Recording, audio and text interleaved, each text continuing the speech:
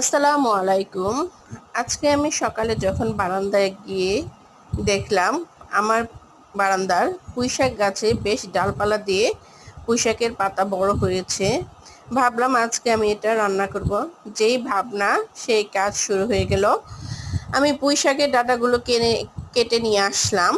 এসে তারপর সেগুলো ছোট ছোট করে বেছে নিচ্ছি এবং কেটে নিচ্ছি। আজকে আমি পুঁইশাক রান্না করব। পুঁইশাক আমি রান্না করব নরমালি চিংড়ি মাছ দিয়ে। চিংড়ি মাছ দিয়ে পুঁইশাক আমার খেতে অনেক ভালো লাগে। জানি না কার কেমন লাগে। যার পুঁইশাক দিয়ে খেতে ভালো লাগে সবাই আমাকে কমেন্টে জানাবেন। আমি বাজার থেকে কিছু পরিমাণ চিংড়ি মাছ কিনে নিয়ে আসছিলাম। সেগুলো আমি একটা একটা করে বেছে নিচ্ছি, কারণ চিংড়ি মাছে অনেক পোকা থাকে। আমি বেশ কিছু পরিমাণ চিংড়ি মাছ কিনে নিয়েছিলাম। সেগুলো থেকে অর্ধেকটা আমি আজকে পুঁইশাক দিয়ে রান্না করব, আর বাকি অর্ধেকটা আমি ভর্তা করে খাবো। ভর্তার রেসিপিটাও আমি আপনাদেরকে জানিয়ে দিব।